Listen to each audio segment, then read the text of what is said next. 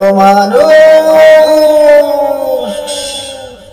তোমার দুইটা চোখ আর দুইটা কান, তাই দেখবা আর শুনবা, কিন্তু একটা মুক্ত, তাই কথা কম কবা, কথা কম কবা। মঞ্জুর আল মতিন একজন নির্ভেজাল পরিপাটি ভদ্রলোক। তাকে আমি চিনি একজন গণমাধ্যম কর্মী হিসাবে। তিনি দেশের একটি বেসরকারি টেলিভিশনের সংবাদ পাঠক এবং উপস্থাপক হিসাবে আমার কাছে পরিচিত। পরবর্তীতে জানলাম তিনি একজন আইনজীবী এবং তিনি আইন পেশায় যুক্ত হয়েছেন। আমি তার সাথে ব্যক্তিগতভাবে পরিচিত ছিলাম একটা সময়, এবং এই পরিচিতিকালীন সময়ে তার যথেষ্ট ভদ্র এবং অমায়িক ব্যবহার, তার গুছানো কথাবার্তা আমার কাছে অত্যন্ত ভালো লাগতো। আর সেই ভালো লাগা থেকে তাকে আমি সম্মান করতাম, শ্রদ্ধা করতাম বলতে আমি এখনো করি। আমি খুব সহজেই মানুষের প্রতি আমার যে ভালোবাসা, যে বিশ্বাস, যে সম্মান, ওইটুকু আমি কেড়ে নিতে বা ছিনিয়ে নিতে পারি না।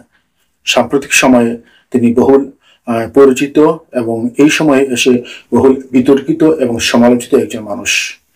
মাত্র এক সপ্তাহ আগেও যিনি ছিলেন নন্দিত, অর্থাৎ যার নামের সাথে ছিল নন্দিত এবং সাহসী যোদ্ধার খ্যাতি, যে বিশেষণটুকু ছিল নন্দিত, তার পাশাপাশি মাত্র এক সপ্তাহের ব্যবধানে সেই নন্দিত শব্দটির পাশে নিন্দিত শব্দটিও যোগ হয়েছে, এবং এজন্য একমাত্র তিনিই দায়ী।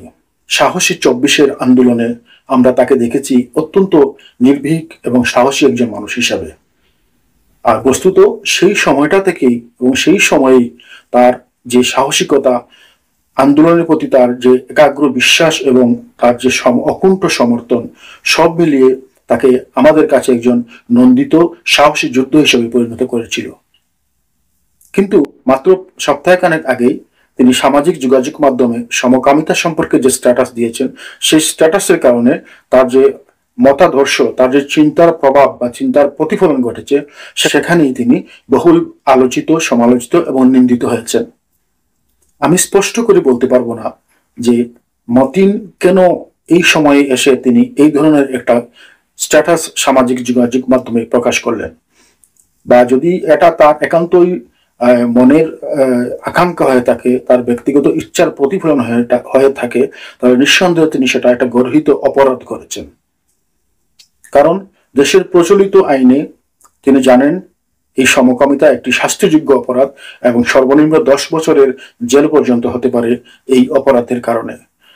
আর তিনি বিশেষত একজন আইনজীবী হিসাবে তিনি এই বিষয়টি আরো ভালোভাবে জানার কথা।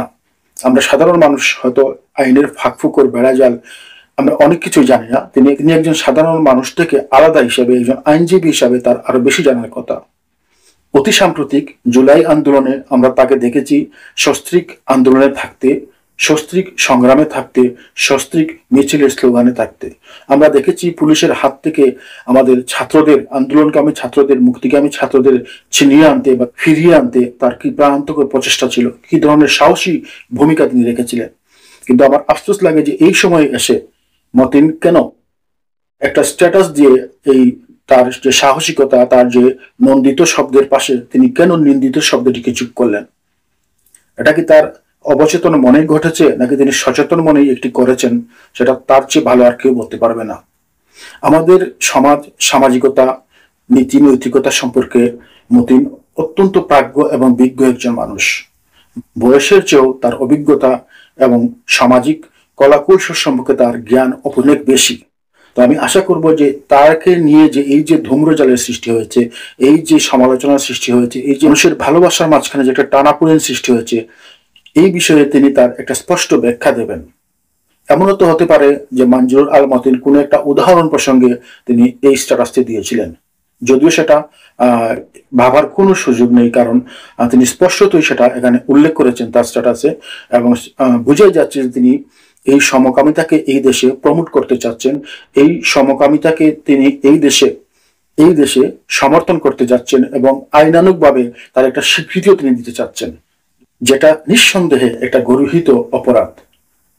মঞ্জুর আল মতিন সেই গর্হিত অপরাধের ছক থেকে বেরিয়ে আসবেন, এটা আমার ধারণা এবং বিশ্বাস, এবং তিনি খুব দ্রুত তার অবস্থান পরিষ্কার করবেন এবং সম্ভব হলে তিনি তার এই অবচেতন মনের যদি সেটা হয়ে থাকে, যদি অবচেতন মনে তিনি সেটা এই স্ট্যাটাসটি দিয়ে থাকেন, তাহলে আমি আশা করব এ ব্যাপারে তিনি দেশের কাছে, দেশের মানুষের কাছে এবং আমাদের প্রচলিত আইনের সামনে তিনি দুঃখ প্রকাশ করবেন। নিঃসন্দেহে আমরা চাই না একজন মানুষের বিরাট একটা অর্জন তার একটা ভুলের কারণে নষ্ট হয়ে যাক, সমালোচিত হয়ে যাক। আপনি, আমি, আমরা সবাই বিশ্বাস করব যে নিঃসন্দেহে মঞ্জুর আল মাতিন আমাদের 24-এর আন্দোলনে একজন নির্ভীক সাহসী যোদ্ধা ছিলেন এবং তিনি আমাদের সেই সংগ্রামকে, আমাদের মুক্তির সংগ্রামকে তিনি মনে মননে এবং মগজে ধারণ করেছিলেন। এজন্য তার প্রতি আমার একটা আলাদা টান আছে, একটা সম্মান আছে, একটা শ্রদ্ধা আছে।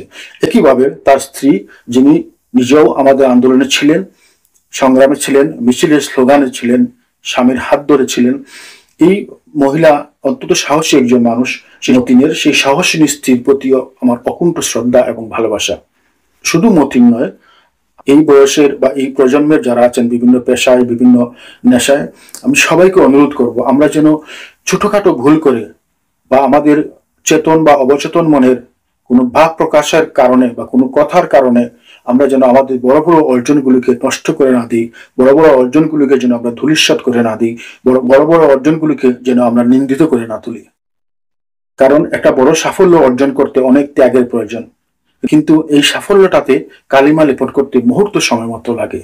আমরা সামাজিক যোগাযোগ মাধ্যমে অনেক ধরনের স্ট্যাটাস দিই, নিজেদের মতের প্রকাশ করি, নিজেদের চেতনার প্রকাশ করি, নিজেদের ভাবের প্রকাশ করি। যে সেই প্রকাশ করতে গিয়ে যেন আমরা নিজেকে অন্যের চোখে, দশের চোখে, সমাজের চোখে নিন্দিত করে না তুলি। এ ব্যাপারে আমাদের সবাইকে সচেতন থাকতে হবে। কারণ আমরা যদি এই সময়ে এসে কোনো ভুল ভ্রান্তিতে জড়িয়ে পড়ি, তাহলে আমাদের যে একটা ঐতিহাসিক অর্জন আছে, সেই অর্জনের বিপক্ষে যারা ছিলেন, যে বিপক্ষ শক্তি আছে, তারা সুযোগ পেয়ে যায় ওই ব্যক্তি সম্পর্কে কথা বলতে, তার অর্জন সম্পর্কে কথা বলতে। ভালো থাকুন সবাই। আসসালামু আলাইকুম।